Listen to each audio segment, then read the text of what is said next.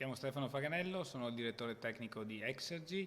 Exergy è un'azienda dinamica e giovane, frutto dell'esperienza pluriennale nell'ambito della fornitura tecnologica e dell'engineering per gli edifici ad energia quasi zero. Lo scopo del mio intervento è quello di testimoniare e dimostrare come oggi si possa garantire l'autonomia funzionale, cioè la climatizzazione, la ventilazione e la produzione di acqua calda sanitaria con un unico apparecchio all'interno di un edificio che ha delle caratteristiche costruttive opportunamente performanti. Un edificio di questa caratteristica, grazie ai suoi fabbisogni termici molto ridotti, non necessita di un'impiantistica complessa, ridondante e spesso costosa. Il progettista all'interno di questo ambito progettuale ricerca spesso una soluzione completa, comprovata e allo stesso tempo però affidabile in un ambito di progettazione però innovativa. Questa progettazione deve rispettare quelli che sono i parametri principali di progettazione climatica di un edificio, quindi il riscaldamento e il raffrescamento, la produzione sanitaria, fino alla ventilazione necessaria in un edificio ad energia quasi zero, nel pieno rispetto della normativa vigente. Il costruttore, dal canto suo, richiede un unico centro di responsabilità, ovvero la possibilità di affidarsi a una società che lo possa seguire e possa essere anche poi il feedback nel caso in cui qualcosa non dovesse andare secondo quello che è stato progettato. Il costruttore vuole anche una soluzione economica e allo stesso tempo sostenibile. Infine c'è il cliente finale, l'utilizzatore di questa tecnologia, che vuole una soluzione semplice e funzionale, in grado di garantire le proprie esigenze di comfort. E non ultimo la qualità dell'aria, un elemento imprescindibile in edifici ad alta prestazione. Quindi una sfida che è possibile. Questa slide rappresenta quello che oggi stiamo vivendo, un passaggio epocale tra un'impiantistica e soprattutto un'edilizia, quella del XX secolo, che vedeva, grazie alla sua non perfetta costruzione, la necessità di avere un'impiantistica che integrasse e andasse a coprire diciamo, i difetti dell'ambito costruito. La sfida del XXI secolo è una sfida invece completamente diversa. Abbiamo la necessità di costruire degli edifici performanti, ce lo impone la normativa vigente, e dall'altra parte questi edifici non richiedono un'impiantistica ridondante, articolata e spesso costosa.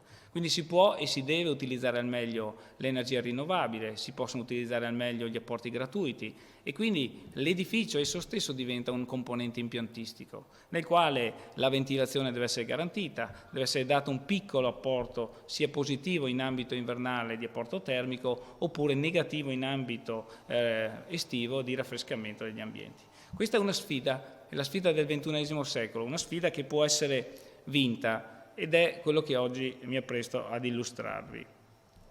Per arrivare a vincere questa sfida, chiaro che dobbiamo usare dei componenti tecnologici, come dicevamo prima, comprovati, di comprovata affidabilità ed applicabilità.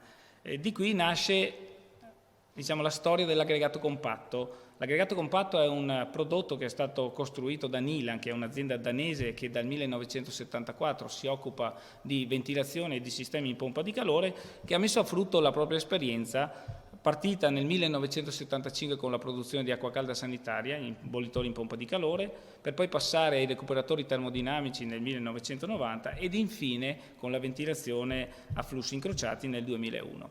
Queste esperienze sono servite per costituire nel 2004 quello che si è definito aggregato compatto, nato per dare risposta agli edifici Minergie, fatti nell'ambito della realizzazione a basso consumo degli edifici svizzeri, e che ha appunto coniugato queste tre tecnologie.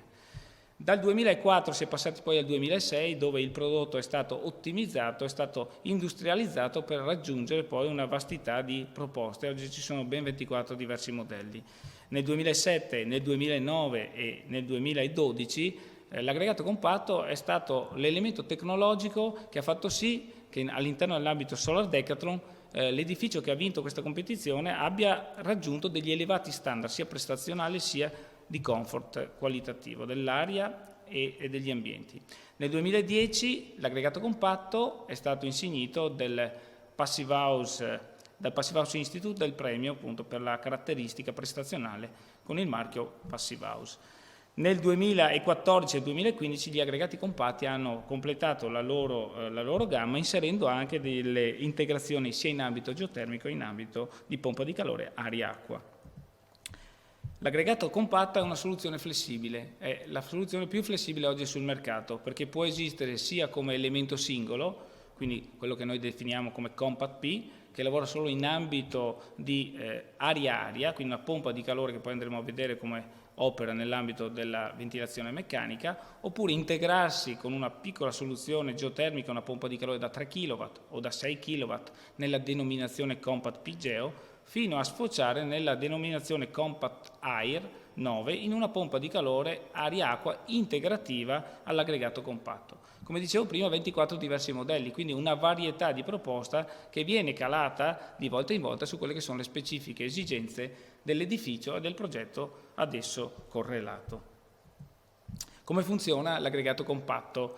Come dicevo prima, è una soluzione integrata, è una soluzione che funge da sinergia attraverso diversi utilizzi. Primi, uno scambiatore a flussi incrociati, e a seguire lo scambiatore a flussi incrociati, quindi lo scambiatore passivo, uno scambiatore di tipo termodinamico che attraverso un sistema in pompa di calore recupera l'energia esausta dall'aria esausta dall'edificio per utilizzarla sia per la produzione di acqua calda sanitaria e poi anche per il riscaldamento degli ambienti.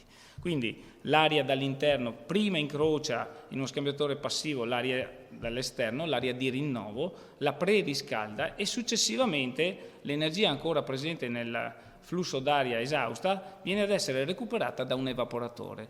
L'evaporatore, che è abbinato a un piccolo compressore, sottrae energia all'aria, la amplifica attraverso il ciclo in pompa di calore e la utilizza in primis per la produzione di acqua calda sanitaria e successivamente per riscaldare l'aria che viene immessa negli ambienti. Questo in ambito invernale. In ambito estivo abbiamo l'inversione del ciclo frigorifero, così che l'energia che viene sottratta all'aria viene sottratta nell'area di immissione, così che l'aria possa essere raffreddata ed umidificata. Facendo questo, il sistema in pompa di calore produce l'acqua calda sanitaria come elemento di recupero e quindi diciamo un calore gratuito e completamente riversato all'interno del bollitore.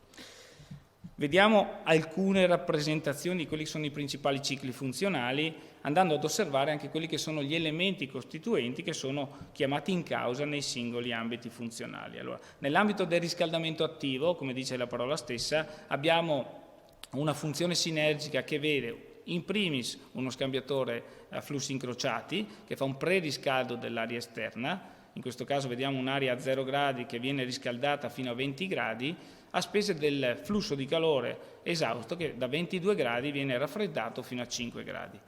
I 5 gradi dell'evaporatore poi vengono raffreddati fino a -3 e quell'energia viene poi implementata per riscaldare l'acqua calda sanitaria e poi l'aria che viene immessa negli ambienti. Nell'ambito del recupero di passivo del calore abbiamo solo ed esclusivamente il funzionamento del sistema di distribuzione della ventilazione meccanica e dello scambiatore a flussi incrociati. Non viene attivato né il compressore per il riscaldamento dell'aria, nemmeno per la produzione di acqua calda sanitaria, a meno che la produzione di acqua calda sanitaria non venga richiesta e quindi si opera nell'ambito della priorità sanitaria con funzionamento dedicato. Infine il raffrescamento attivo con recupero totale del calore attraverso il bollitore per la produzione di acqua calda sanitaria. In questo caso il flusso d'aria immesso negli ambienti viene direttamente raffreddato venendo a contatto con l'evaporatore che lo raffredda e lo deumidifica. Il calore che viene sottratto all'area di immissione viene poi utilizzato per la produzione di acqua calda sanitaria e qualora il bollitore sia stato soddisfatto, il calore esausto viene espulso con l'aria verso l'esterno. Quindi un sistema estremamente efficiente che coniuga diverse funzionalità, in particolar modo la possibilità di un funzionamento automatico gestito dalla regolazione coordina le attività in funzione di quelle che sono le richieste dell'utenza e i set point impostati.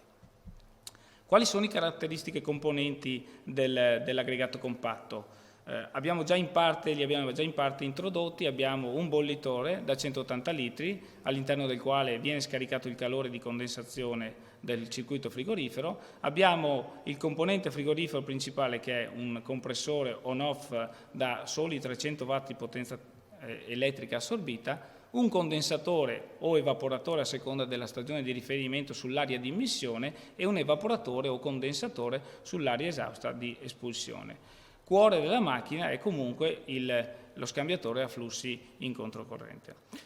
Elemento fondamentale per quanto riguarda il controllo dell'unità CompatP è il sistema di gestione che controlla e coordina non solo le attività funzionali per quanto riguarda il rapporto di temperatura voluta, ma anche per quanto riguarda l'umidità relativa che viene rilevata da un sensore e controllata dalla macchina attraverso delle azioni funzionali. Riassumendo quali che sono le caratteristiche principali di questa macchina, possiamo dire che questa macchina assume al suo interno diverse funzionalità. La ventilazione meccanica controllata in primis, che è il cuore funzionale della macchina, il recupero statico di calore, che si affianca al recupero termodinamico di calore, la funzione free cooling in alcune condizioni funzionali dove l'aria esterna può essere utile a raffrescare l'ambiente senza attivare il circuito frigorifero, il riscaldamento, il raffrescamento e infine la produzione di acqua calda sanitaria.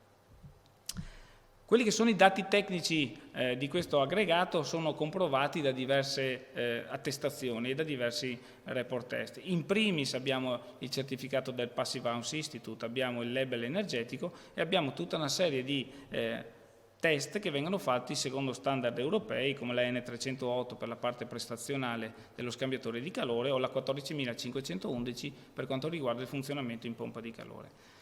L'aggregato compatto CompatP nasce per una portata nominale massima di 320 m3/ora, può essere applicato in ambiti di superfici fino a 230 m2, ha una potenza termica di 2 kW in fase invernale e una potenza frigorifera di 2 kW in fase estiva.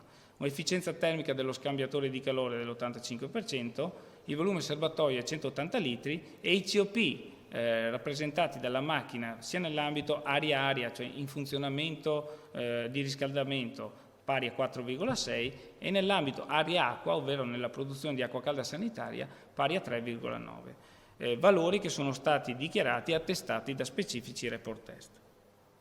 Per quanto riguarda ancora le caratteristiche tecniche della macchina, esistono delle certificazioni di qualità prestazionale, come vi dicevo prima, quale quella attestata dal Passive House Institute, il quale ritiene l'aggregato CompatP come soluzione ideale nell'ambito di integrazione di edifici performanti, quali gli edifici passivi, con tecnologie idonee a garantire un elevato standard prestazionale. A questo punto appare evidente come questa tecnologia, che all'interno della propria struttura unisce diverse funzioni, in primis la ventilazione meccanica, il riscaldamento e il raffrescamento degli ambienti e la produzione di acqua calda sanitaria, possa di fatto essere applicata per quella sfida di cui vi parlavo prima, cioè quello di garantire all'interno di edifici ad elevate caratteristiche costruttive un elemento unico di impiantistica. Un elemento di impiantistica estremamente funzionale e semplice che può allo stesso tempo garantire un'altra esigenza, un'esigenza sempre più pressante da parte dell'utenza, che è quella di avere la vera e propria autonomia. Oggi sempre più spesso all'interno di edifici multipiano non si assiste alla vera autonomia, ma si assiste semplicemente alla contabilizzazione del calore, alla contabilizzazione dell'energia e alla ripartizione dello stesso, non lasciando liberi i condomini di poter gestire in piena autonomia il proprio comfort. L'aggregato compatto invece può garantire, unitamente alla ventilazione meccanica, la gestione autonoma e singola del comfort all'interno di ogni unità abitativa. Questo è quello che è stato studiato e vi rappresenterò all'interno di questo caso studio, un caso studio che abbiamo introdotto attraverso uno studio passato, che è stato attivato anche in collaborazione con l'Università di Padova. Abbiamo preso un edificio del quale avevamo delle caratteristiche costruttive ben definite, un edificio di Torino, si chiama Casa Zero, è vicino alla zona Mirafiori, è costituito da 28 appartamenti su 10 piani. Le caratteristiche costruttive dei singoli piani sono molto similari e abbiamo 3 appartamenti per ogni piano. Appartamenti che vanno da metrature da 88 metri quadri, il più grande, 19 metri quadri l'appartamento, 57 metri quadri l'appartamento numero 19, che è un appartamento che qui vediamo è stato destinato per una coppia di giovani, o l'appartamento numero 18 da 75 metri quadri, dove si è ipotizzato che ci possano essere una coppia di anziani. L'appartamento numero 20, invece, che è l'appartamento più grande, abbiamo ipotizzato che possa essere adibito ad una famiglia da 4 utilizzatori. Abbiamo caratterizzato le diverse tipologie d'uso perché attraverso una simulazione dinamica abbiamo voluto valutare assieme al Dipartimento di Ingegneria dell'Università di Padova, quali fossero gli effettivi fabbisogni energetici e di potenza termica di questi alloggi in funzione di quelle che sono le caratteristiche costruttive dell'involucro. Un involucro che si avvicina ad essere un edificio ad energia quasi zero, caratterizzato da trasmittanze di parete estremamente basse, così come le trasmittanze di soffitti, e dall'uso di finestre in triplo vetro con delle ottimali valori di trasmittanza. Per garantire, diciamo, una valutazione attenta di quello che è il comportamento del sistema edificio-impianto, sono stati presi a riferimento i report test della macchina con le caratteristiche funzionali della stessa e le prestazioni a diversi punti di funzionamento. Sono state tracciate delle curve operative anche qui in relazione ai diversi punti di lavoro, correlando sia alle temperature esterne che alle velocità di ventilazione adottate. È stata fatta poi una modellizzazione completa dell'aggregato compatto per quanto riguarda tutte le sue funzionalità, da riscaldamento, raffrescamento alla produzione sanitaria. In più la gestione integrata della produzione sanitaria in fase estiva grazie al recupero di calore. Per fare questo si è adottato poi una simulazione dinamica di un anno con degli step temporali di 15 minuti che ha permesso di caratterizzare i fabbisogni dell'edificio nelle sue diverse fasce temporali, tenendo conto sia degli apporti termici interni che esterni e delle dinamiche di trasferimento del calore all'interno dell'edificio stesso. Quelli che sono stati i risultati operativi da questa simulazione dinamica, che come dicevo rappresenta l'optimum dal punto di vista di conoscenza di un sistema integrato. Spesso i programmi di calcolo permettono di caratterizzare in maniera ottimale l'edificio, ma riescono difficilmente a calcolare e a determinare le prestazioni dell'impiantistica ad esso associata, con una valenza non di tipo stazionario ma di tipo dinamico, quindi che tiene conto di quelle che sono le dinamiche dell'edificio. Qui possiamo vedere alcuni dati per quanto riguarda le prestazioni dell'aggregato compatto, quindi come output energetico, di quello che è il consumo di energia, quindi l'input energetico che all'aggregato compatto è richiesto per garantire la copertura dei carichi, i COP medi che la macchina ha garantito nell'ambito funzionale in relazione a quelli che sono i ricambi d'aria, l'energia primaria consumata e il costo diciamo energetico per la famiglia che andrà a costituire e ad abitare quegli singoli appartamenti. Quello che appare evidente scorrendo i dati è che un appartamento quale quello appartamento numero 20 da 88 metri quadri avrà un fabbisogno energetico garantito dall'aggregato compatto di 7.666 kWh con un input energetico di 1.575 kWh per un COP medio di 4,9. Spostandoci sugli appartamenti via via più piccoli, 19 a 5.415 kWh come fabbisogno energetico, un consumo elettrico della macchina di 1.178 kWh e un COP complessivo di 4,6. Infine l'appartamento 18 ci si avvicina a quello che abbiamo appena visto, ancora 5.730 kWh come output energetico dell'aggregato Compa P per 1.297 kWh elettrici consumati dalla macchina con un COP di 4,4. Per quanto riguarda il costo, abbiamo fatto delle valutazioni ritenendo di pagare l'energia elettrica 0,21 centesimi di euro per quanto riguarda la sola energia elettrica consumata dall'aggregato compatto e in questa slide non vediamo quello che è legato all'autoproduzione elettrica. Quindi i numeri che vediamo qui in termini di energia primaria e di costo energetico sono dei numeri considerando l'esclusiva prelievo di corrente elettrica dalla rete. L'appartamento numero 20 ha un consumo energetico che porta la spesa annua di 475 euro, poi la vedremo in dettaglio, 276 euro per l'appartamento numero 19 e 304 euro per l'appartamento 18. Se andiamo ad analizzare i costi nel dettaglio ci rendiamo conto che per un edificio questi costi per quanto riguarda la climatizzazione a 360 gradi, cioè tutto l'anno, la produzione sanitaria e la ventilazione meccanica, sono dei costi estremamente contenuti. Abbiamo per essere sufficientemente chiari, ma non per dilungarci troppo, abbiamo posto attenzione a quello che è la caratteristica funzionale dell'appartamento numero 20, che è l'appartamento più grande sia in termini di fabbisogni, con le 4 persone, sia in termini di superficie riscaldata, con 88 metri quadri. Abbiamo ritenuto nella fase di simulazione di considerare un fabbisogno di 160 litri di acqua calda sanitaria al giorno e su questo fabbisogno, incluso quello che è il fabbisogno termico relazionato alla struttura e alla caratteristica strutturale dell'edificio, la domanda di energia primaria complessiva è stata valutata in 57,8 kWh su metro quadro anno. La domanda di energia primaria per la sola Compa P di 29 kWh su metro quadro anno e per quanto riguarda invece l'energia necessaria, sempre primaria per la produzione di acqua calda sanitaria, siamo scesi a 11,9 kWh su metro quadro anno. Anche qui in dettaglio il valore splittato del COP. Il COP dell'aggregato compatto, incluso e determinato come Magic Box, si compone di un COP nella modalità di recupero, dotato e dovuto allo scambiatore in flusso a flussi incrociati, che vale 14,8, un COP molto elevato, e poi vedremo con una cadenza temporale altrettanto interessante, perché la frequenza di funzionalità del sistema di semplice recupero è predominante rispetto alla funzionalità in modalità attiva. La modalità attiva, che copre solo il 29,1% dei fabbisogni, o meglio in termini di ore funzionali, ha un COP di 2,8. Di qui viene il COP medio di 4,9, che è un COP molto elevato. L'energia elettrica annuale, come vi dicevo prima, 2260 kWh, pari a una spesa di 475 euro.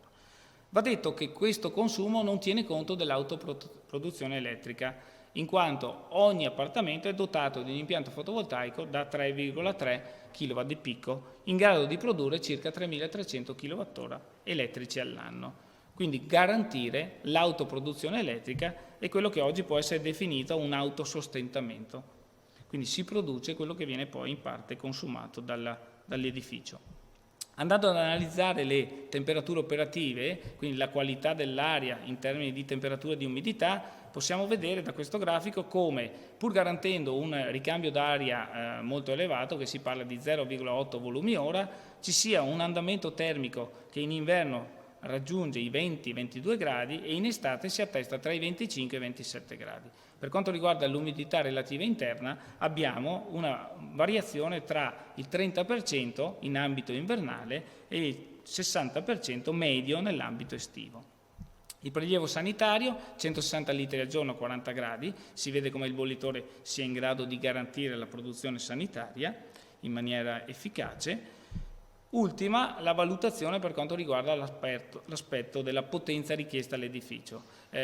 Questa era la prima preoccupazione dei progettisti quando ci siamo trovati ad affrontare una tematica di questo tipo. Una macchina che assorbe 500 watt, come possa essere in grado di dare la potenza termica a un edificio così fatto. Dalle simulazioni dinamiche abbiamo visto che c'è stata la piena copertura dei carichi. Qui vedete in questa slide la banda rossa che rappresenta, diciamo, la funzionalità di riscaldamento nell'ambito invernale, la banda azzurra che rappresenta il funzionamento estivo di copertura dei carichi frigoriferi e nelle stagioni intermedie la banda verde che rappresenta la ventilazione e il funzionamento di energia recuperata con la ventilazione. In giallo la produzione d'acqua calda sanitaria. Ecco, per quanto riguarda le potenze in gioco non si superano i 1400 watt per quanto riguarda la potenza termica invernale e circa il migliaio di watt per la potenza termica estiva.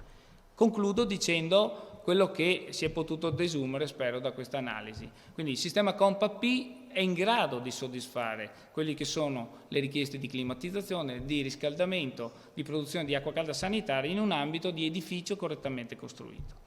Il funzionamento continuo dell'impianto permette di elidere e di limitare i picchi, dando una migliore temperatura operante. Lo scambiatore passivo opera per ampi periodi funzionali con un bassissimo impegno di potenza e un'alta efficienza di recupero. Il COP medio del sistema abbiamo visto essere estremamente elevato e includendo tutti gli usi dell'aggregato vale 4,9. Il sistema garantisce la vera autonomia funzionale e semplifica di qui la gestione impiantistica, cosa che viene richiesta sempre più spesso dall'utenza.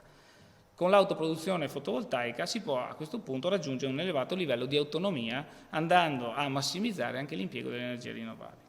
Detto questo io vi ringrazio, ho concluso e per ogni ulteriore dettaglio vi prego di contattarmi.